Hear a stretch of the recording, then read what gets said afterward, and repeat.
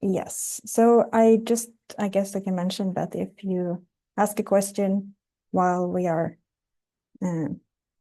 recording the session, you might end up in the recording, but we have the collaborative document if you want to ask anonymous questions. Okay. So Danya already mentioned a bit about NRIS. We are a collaboration between the 4 bot universities and the IT departments at those universities. And we operate the HPC and storage systems that are owned by Sigma 2.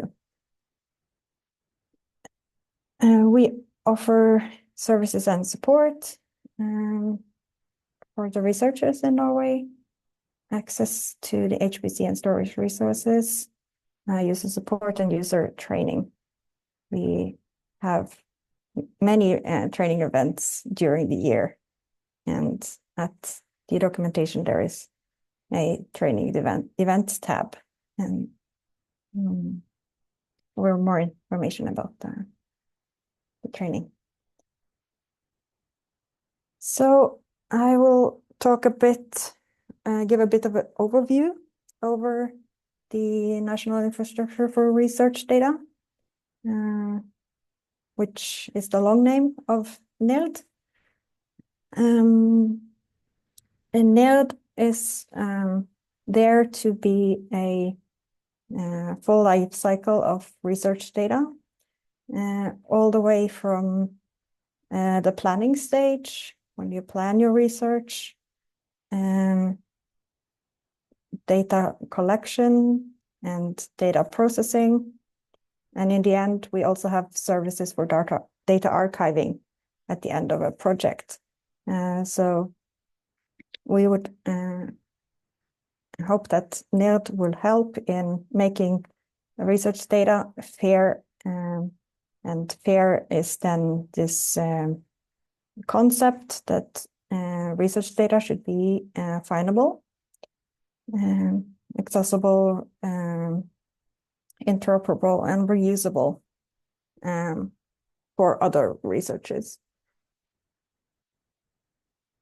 Yes, so NIRD is located in Lefdal, which is, there is a data data hall there. Oops. And Sigma 2 has then the NIRD system installed, and it's actually put inside 2 or actually 3 of these containers that you see in this image. It's far down into an old mine where it used to be mined for a mineral called olivine. So the main part of NIRD is the NIRD data storage. It's a big, a big data cluster. Then we have the NIRD service platform, which is the entry point to manage the data. It is based on Kubernetes.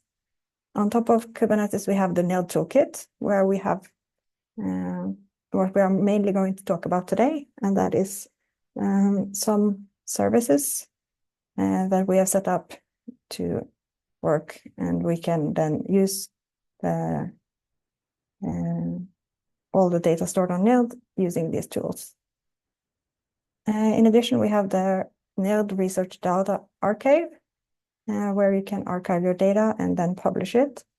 And when you publish, you get a DOI that you can reference in your research papers. And the data in the NIRD Research Data Archive is shared openly. And the last main common service on NIRD is the ECDMP for data management plans. On NIRD is supposed to be a data-centric architecture, which means that we can access you can access your data from various locations. We have mounted the NIRD storage onto the high-performance computing systems of Sigma 2 from Saga and Betsy, so that it's easy to transfer data. You can access it on the login node. If you need it on the compute node, you can copy it over. Yeah, there is also a connection to the NIRD archive, making the publishing easier if your data is already on NIRD. And we have different data analytics and visualizations tools.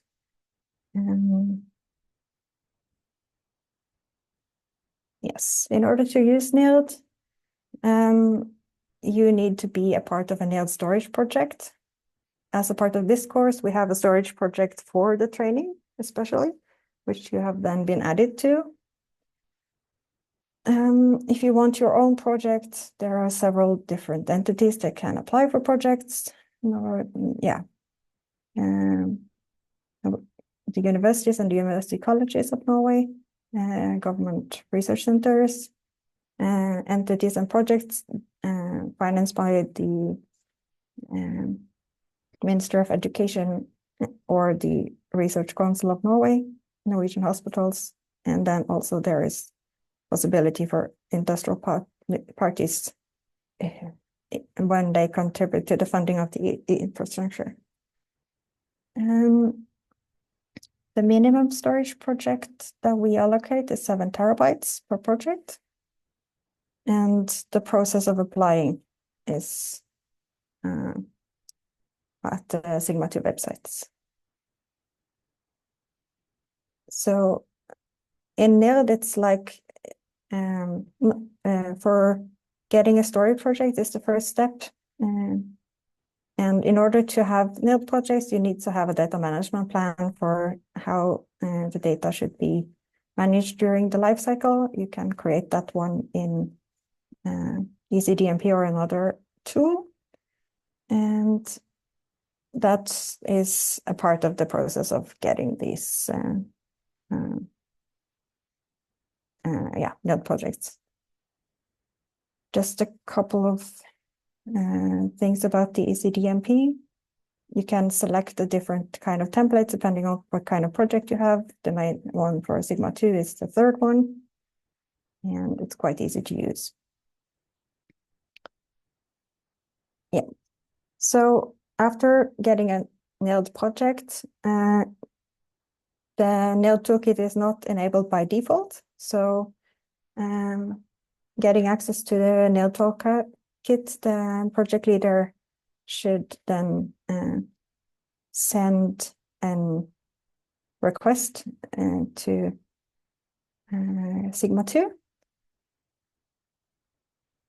What I've been doing with this project, we have this group with Feide that is then connected in the system to NIRD Toolkit. So when you are accepted the invitation into that group, you can then log in and you will be a part of a NIRD Toolkit project space. Each group in Feide Insin has an ID. That's the ID that Sigma 2 needs in order to set up this integration. And it is up to you, after you created this group, to invite your colleagues into it. So you have full control over who are in this group, and you can invite people. Also, you can invite people who don't have access to the main project if that is something you want to do. So it is possible to use this kind of access to share data more widely than the people who have the project access. So in the background, we then connect your Feide ID and your MAS ID, which is the username on the national systems. And in the beginning, we grant the default quota, but we can increase this quota based on what you need for the project. Yes. So a bit more technical details. this is how the different components work together. At the lower point here, you have the GPFS file system, which is the NIRD storage itself. And then all the rest of these components is what we call the NIRD service platform. And there is then a Kubernetes platform. It has some master node and some worker nodes. Kubernetes is a cloud-based infrastructure where you can set up cloud-native services of many different varieties. And we have made the NIRD Tookit in order to make this easier. And into the NIRD Tookit, you can then mount the large disk, and your operations or your computations can be done directly on the data stored on NIRD. So we can ensure a high portability of the tools and reproducibility of the results through containers. When you make a container image, that image is static, so that you can be sure that that image stays the same through the lifetime of your project. The NIRD service platform is mainly for pre and post-processing analysis and data-intensive processing. If you have something that is computationally expensive, it's better to use the high-performance computing. It's also been set up for AI and machine learning type of operations. The NIRD service platform hardware is consistent of 12 Kubernetes worker nodes at the moment. We have 8 new ones that were installed when the system moved to Lefdal last year. We have then there we have 6,000 gigabytes of RAM all together, and 14 NVIDIA V100 GPUs. And then we also moved 4 of the workers we had previously. So they have half the amount of RAM. And then we have also here we have 16 of these V100 GPUs. So in total, we have 30 GPUs available. Yes. We have, I mentioned most of this before. The storage system is based on IBM technology and the GPFS file system. And the storage capacity of NIRD is now 49 petabytes, and it can be expanded. And it's located in the Lefdal mine data center.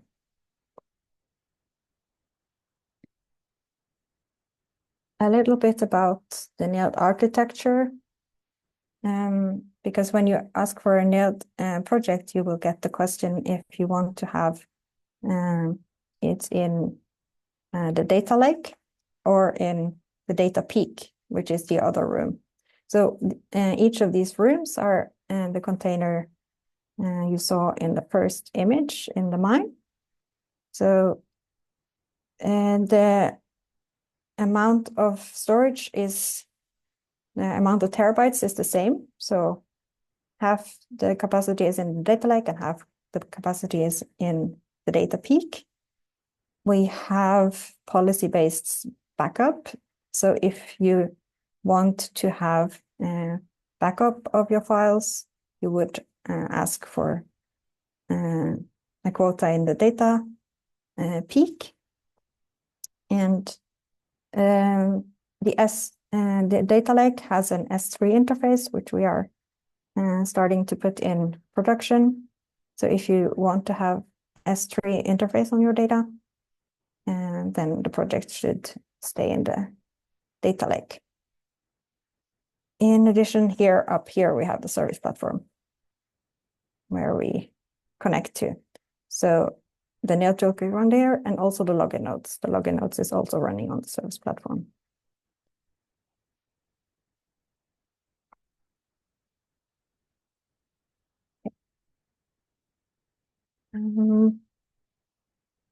Yes, so in the beginning at the login session, we showed you how to log into the command line into the login node. And if you have a HPC project, you would also be able to see the data on the login nodes there. And the project location that we have in this course is in the data lake, and it's called NS9970K. And you can already navigate there if you like to have a look.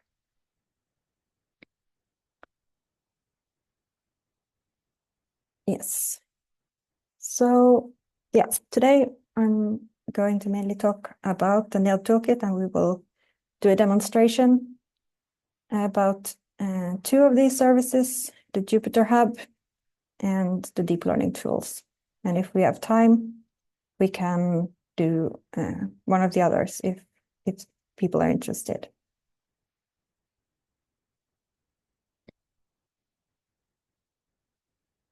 Yes. So when we get to the hands-on session, and also these are best practices in general, and that is that when you're not actively using your service, it's stopping it will be highly appreciated, because this means that other people can use the resources. The resources are released, but the setup, if you just stop the service, the setup will be there and it can be resumed.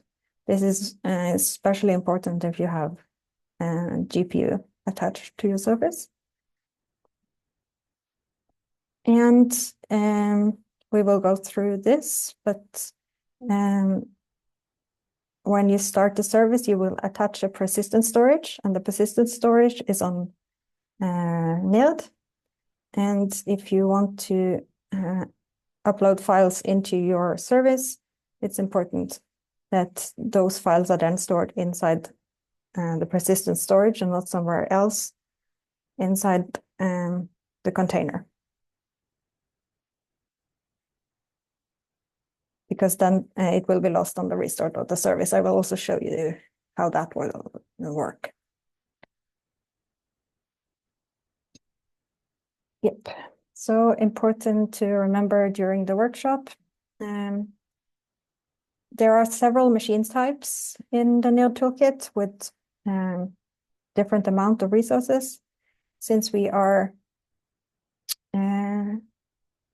almost 20 participants,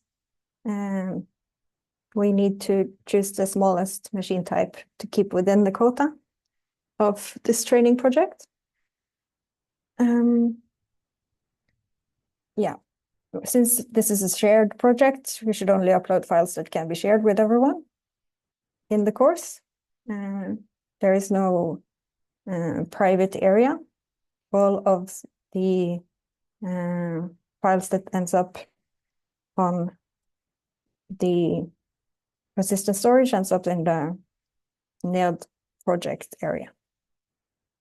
And I will show you some example files, and if you want to use them, you can copy them to a different place and then you start to work on them.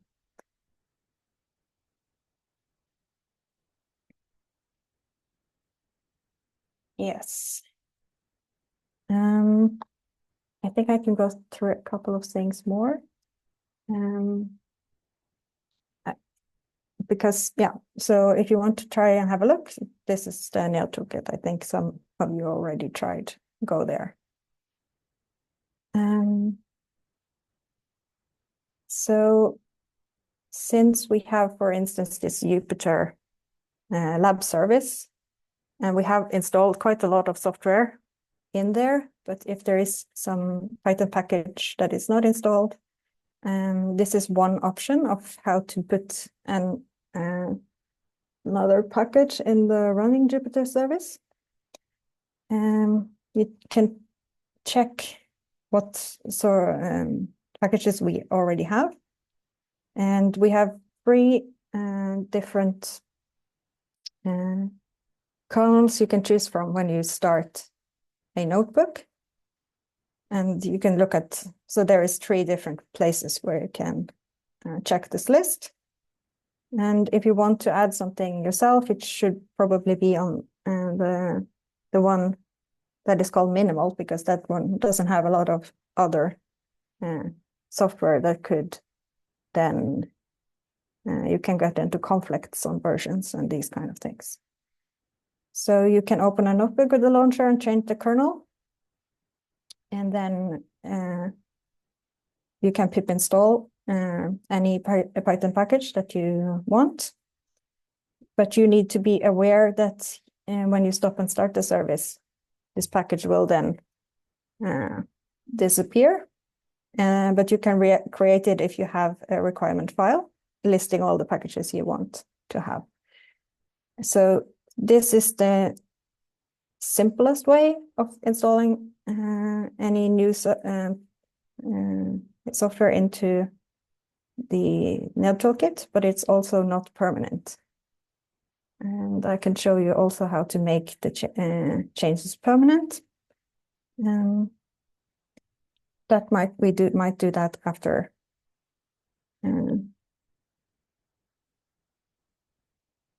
Yeah,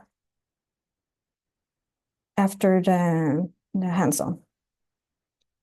I'm just going to give you a bit of background on Kubernetes, because I mentioned Kubernetes a couple of times already. And Kubernetes is one of the ways of virtualizing services using containers. So Kubernetes is the orchestration. It sets up a network and access to data, which we call persistent volumes, and the application. And then if there are several containers that should be interacting with each other, we have the concept of a pod. You can put more than one container inside the pod. Kubernetes also can automate deployment and scaling. If you have something that should be,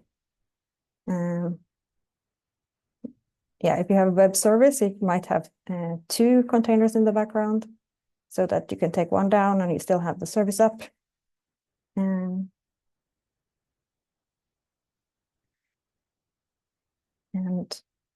yeah, so those are the main concepts of what you see in the background. If you want to see what's running, one more slide about the architecture.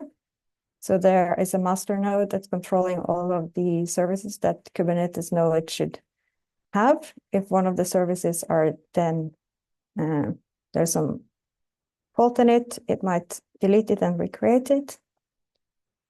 And yeah, we have several worker nodes. Yeah,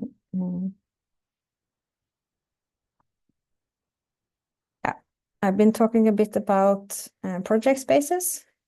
In NIRD, in NIRD Tookit, we have called it project space. In Kubernetes, the same concept is then the namespace. And so the namespace will divide the cluster resources between multiple users. And we can have these groups that will then give namespace access. if you want to look more about what the Kubernetes looks, or what, oops, sorry about that. If you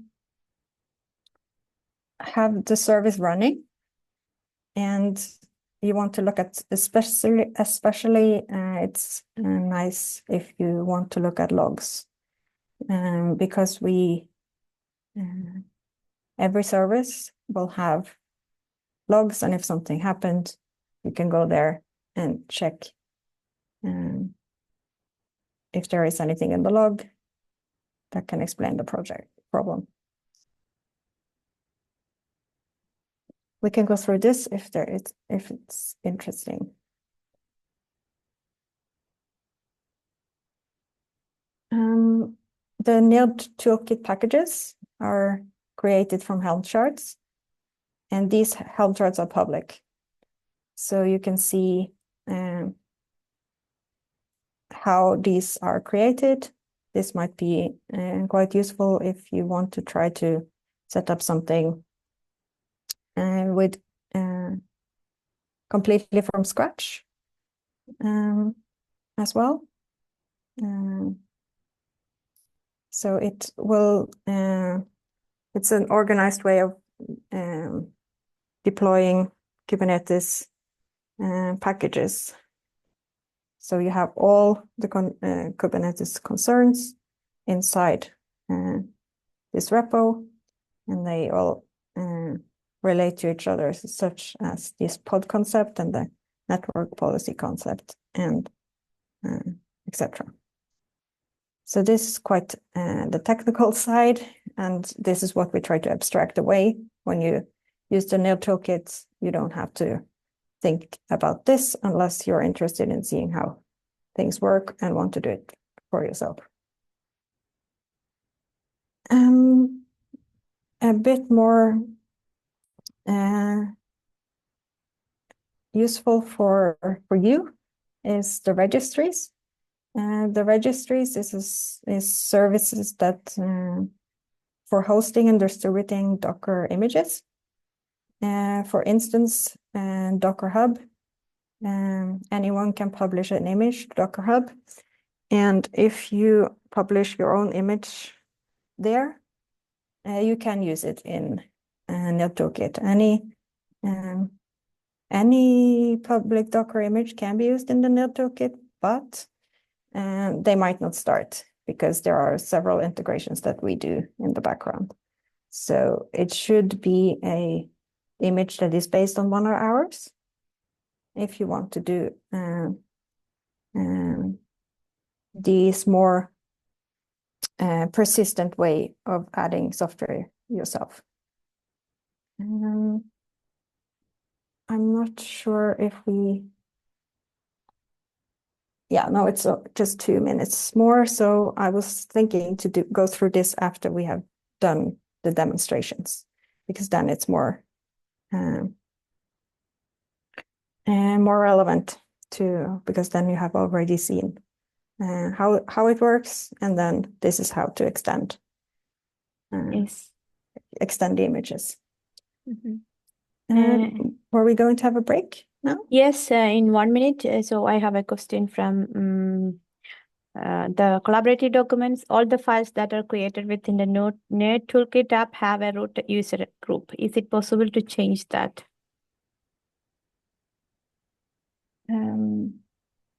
That doesn't sound right. So it's the root group. Is this it's supposed to be the group of the NIRD project.